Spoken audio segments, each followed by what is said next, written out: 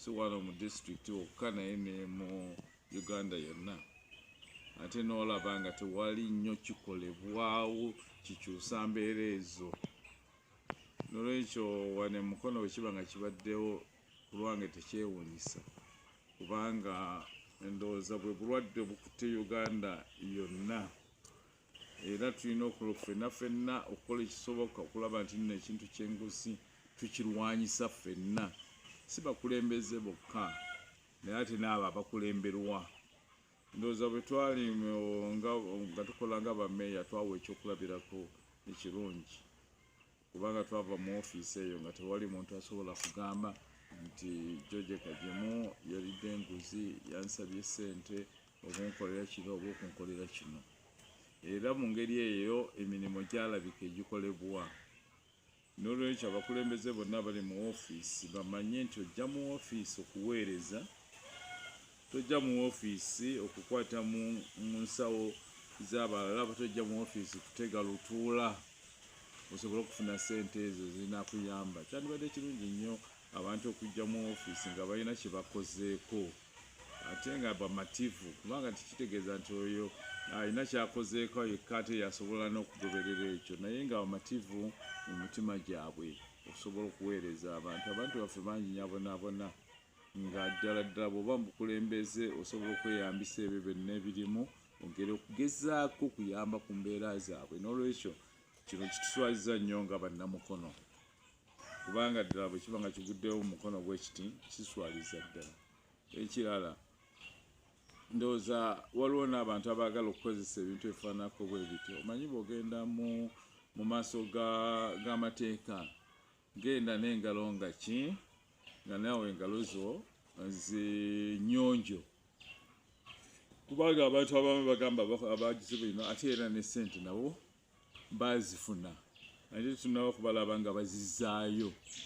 N'ekyo kyandibadde kirungi nga bw'ogenda okwekubira enduulu mu mateeka ate naawe ogenda nga n'engalo zo nazo nnyonjo.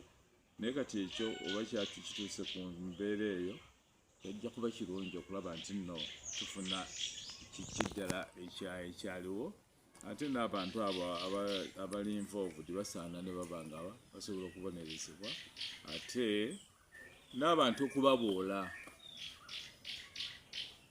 Omanyi mu Uganda wano ekintu ekisinze okuleeta obuzibu, abantu tebamanyi kuboola bali banguzi.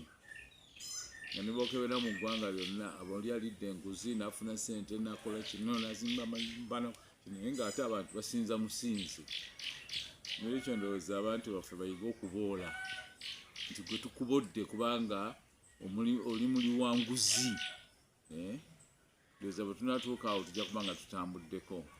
Abantu baffe kyandibadde kirungi batunuulire nnyo embeera y'abakulembeze be balonda wonna gye bavudde, eddala mu ofiisi ze bakozeemu emabega. Waliwo abakulembeze bangi abalabise nga babadde mu maofiisi n'osanga nga beegabanyiza amataka ga Kabaka, amataka ga gavumenti, ate nga batwala n'ebintu by'abantu.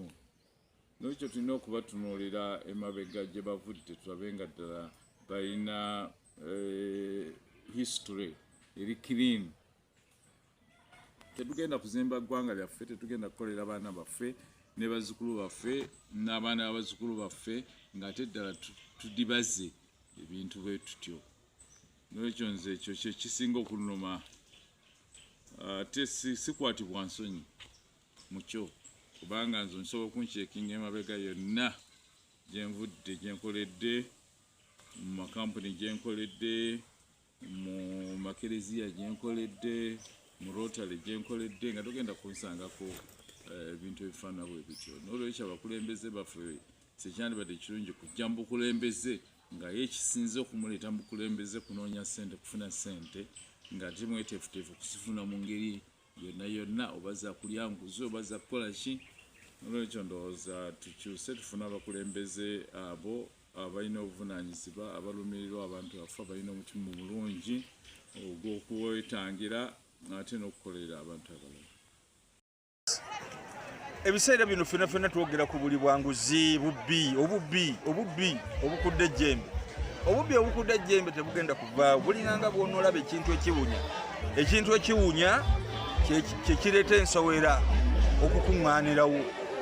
Kakati wano omulembe guno ogwa Pulezidenti Museveni ekiguyimirizaawo bubbi na nguzi ng'etandikira ku ye yagula ababaka aba paliyamenti bamuyisizeemu kino oba kiri ebeera nguzi kubanga tufuna omusaala. Ye yagulirira abasalawo ku kino oba kiri.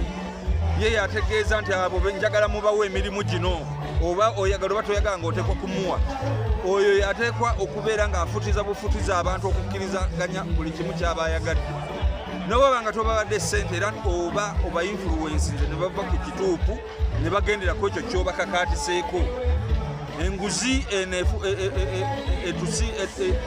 bugamba etwesibyemu eteekwa kumalibwawo era mu kulembeze wa ggwanga.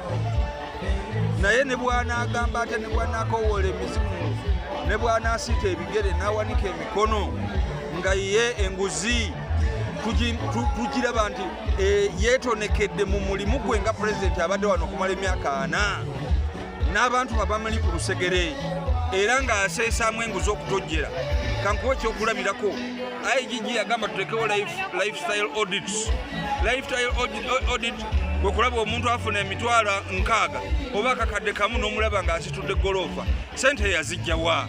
Ogenda okulaba nga alina emmotoka nnene bwetyo omupiira gumuguzimba ssomero. Ezo sente zavudde wa? N'amukuba ku nsoloboto n'agamba wategedde ebyo tebijja kukola mu b'amagye era wegendereze kuteekwa okubawa empeera yaabwe.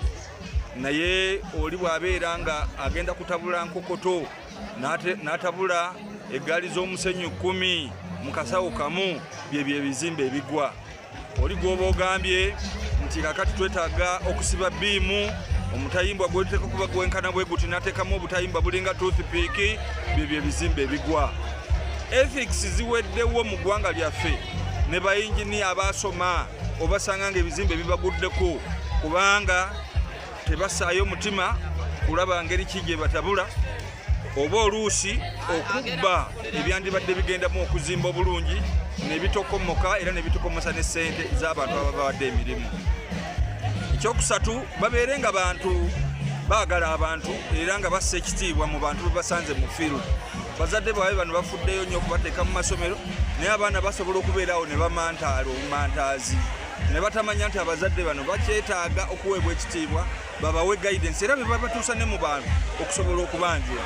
Ekyo nakyo oluusi ekirungo tukimisinga mu baana bano ababa bamaze okuyita mu masomero nga gano. Ekisembayo kwe kukola obuteebalira.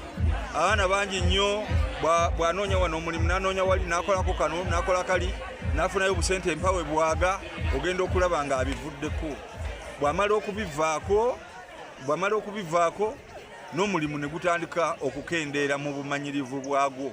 So nga ate singa abakola obuteebalira aba afuna experience era afuna exposure.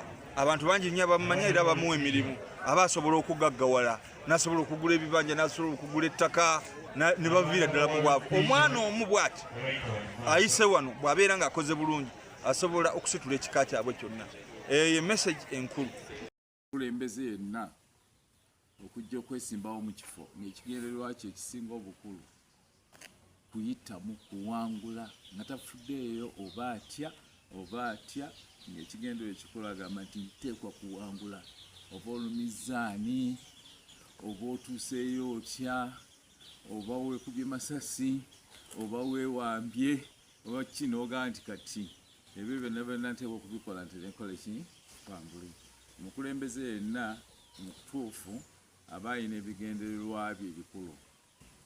Okusingira ddala tugenda mu bibiina by'obufuzi ne tugenzeeyo nga tulina enzikiriza gye tukkirizaamu era nga tulina ensonga lwaki tugendeeyo. Ekyokulabirako mu kibiina ekya DP ekisinga okutufuga mazima ki n'obwenkanya.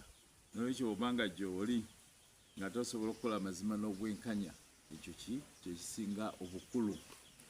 N'olwekyo nze ndowooza nti omukulembeze yenna yandize mu kalolo n'ebigendererwa ebyo ate nga mweteefuteefu okuba nti ayagala okuweereza abantu n'ekyo ng'ekisinga okumusanyusa bwafuuka omukulembeze ajja sobola okukola ebyo ebiruubirirwa ebyo naye nga bigenda kusinga okuyamba abantu ba bulijjo n'okulaba nti embeera z'abantu ba bulijjo b'ogenda okukulembera zigenda kukyuka.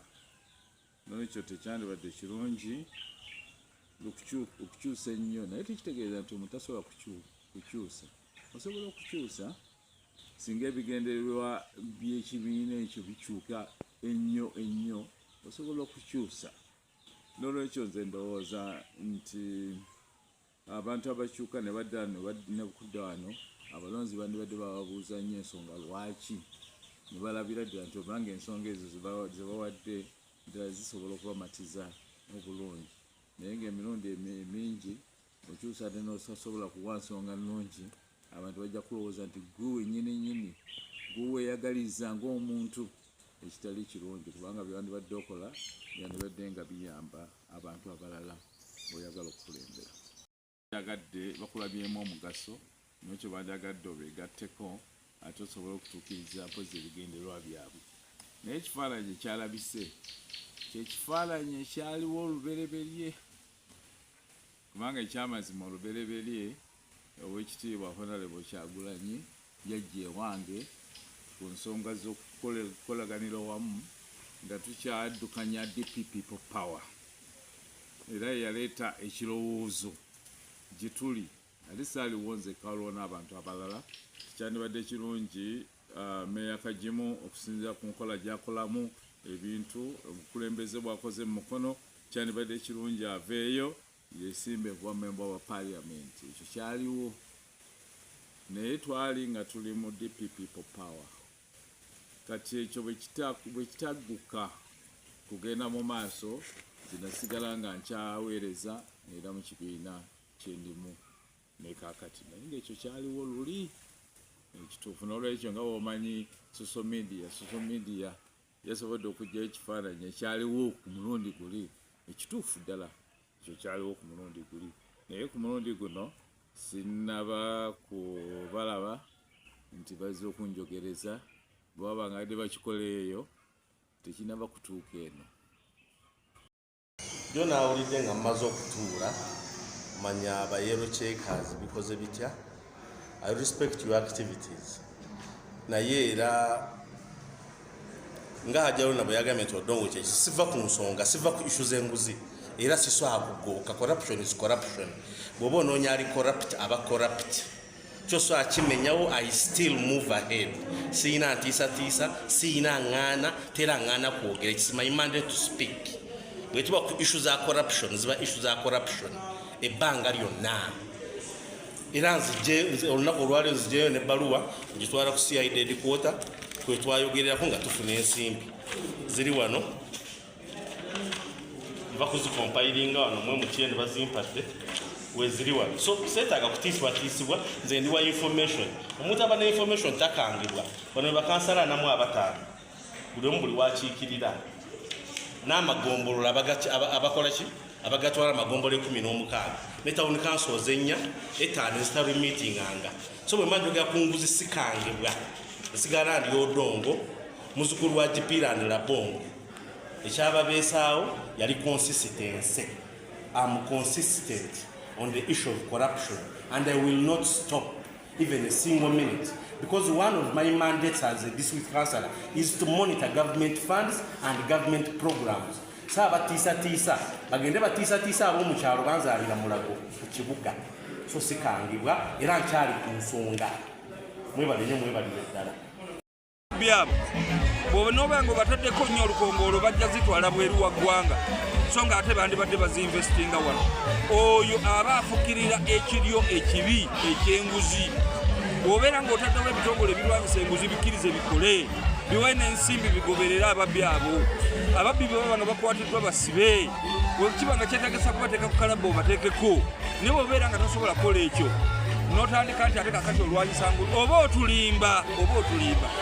So okulwanyisa enguzi okutalimu bulimba si kwe kuno okwogerebwako obwogerwa olaba oli mukulu mulamaga nti Kasabu abba abalenderako ku ssente nammwe ne mukuba mu ngalo kiba kitegeeza nti mwe mufukirire ekiryo ekyobuli bw'enguzi n'obubbi oli akugamba nti abayizi musituke mulwanyise ffe bakawunya nsiko ababatuuzizzamu obuli bw'enguzi naye ng'omusanga eno mu stock farm yabbye ettaka omusanga eno mu bibira erinnya lye lyogerwako nnyo abo boogera bwogezi omulembe gwabwe tebwagala kusanyawo nguzi kubanga enguzi yeguyimirizaawo batulimba naye omuntu ateko okulwanyisa enguzi ng'atandikidde ku ye yennyini oba bakumye kino bakumye kiwandiikeko kyogereko n'eddoboozi ery'omungwaka kivumirire naye mu kifo ky'okugamba nti nja kuyitawo nga mmaze kuwamu tandikirawo oli kubanga mu office twalimu nga ba DP majority nembeeramu n'abenyareyo mu batonotono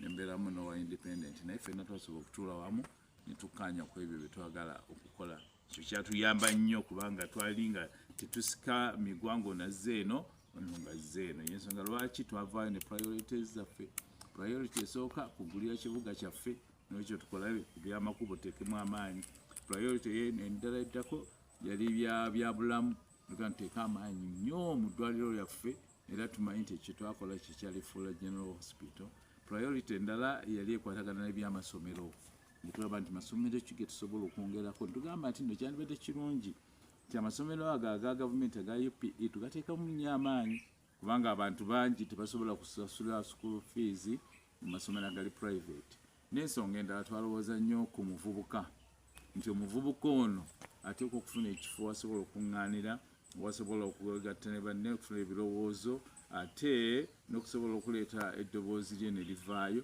ne tukola youth center aba technical staff abo nabo twakola kyonna ekisoboka ntugamba bateekwa okuba nga bayina entambula ennungi nitugula amamotoka gonna ge mwalaba nitugula emmotoka y'ebisaaniko gye mwalaba nitugula n'ambulensi n'olwekyo twali nga tuli well focused wa gye twagala tugende kyendaba olwaleero nti ndoza enkola egatta abantu n'ebirowoozo tennaba kutereera bulungi nti n'obusente ne bwebanga butono musobola okubukolamu ekinene singa mba mukozeseza bulungi kitwakozesa ku mulundi guli lwaki najja ku kya member wa parliament kubanga ndowooza nti ekifo kya member wa parliament kyekifo ekituufu okugatta abakulembeze bonna owamu ne muvaayo n'eddoboozi lumu ne mweyambisa n'abakulembeze abalala bonna bwe muba muyina mu kitundu kyammwe mu constituency yammwe ne baba nga tisiba kibiina kyo gwe kyolimu ate n'ekyala kwe kugera okukozesa ekifo ekyo okulobinga ennyo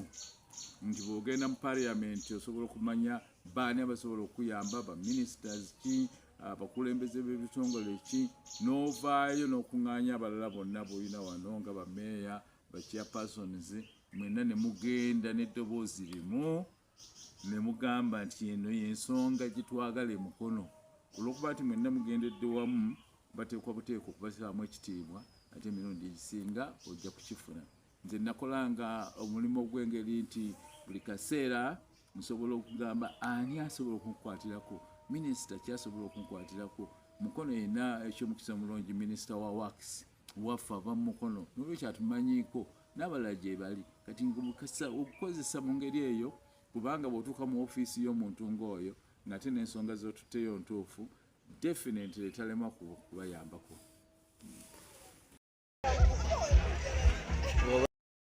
Era nebaza Katonda olwa graduation eno kubanga abaana baffe bangi abavudde mu ssaza lino abasobodde okujja okusoma ebyemikono, okusoma welding, okusoma okusiba enviiri, beauticians tubafunye, abazimbi tubafunye, bamakanika tubafunye. Nange omwana wange omu yasomera wano era yeeweereza bulungi. Kakati abaana bano tubakubiriza okubeera nti buli waaba agenze abeere nga asobola okweyogerako kye yasoma nekyasobola okukola kubanga emirimu gyabwe gya mu mutwe era gya mu mikono. Baba basobola bulungi nnyo okutegeeza abantu ababadde tebamanyi nti bazimbi, baba basobola okutegeeza abantu ababadde tebamanyi nti bamakanika, baba basobola okutegeeza abantu abatamanyi nti nno basibi ba nviiri era bazimanyi bulungi, baba basobola okutegeeza abantu nti tusobola okukola gundi carpentry joinery, tusobola okujoyininga ebyuma n'ebitefaanako bwe. Eyo gy'emirimu egitambulira mu bantu. Bw'obeera nga teweeyogeddeeko abantu tebajja kumanya busobozi bwo, n'olwekyo tebajja kuwa mirimu. Ekyokubiri kwe kubeera ne ethics, abaana babeere n'okumanya nti nno omulimu gwa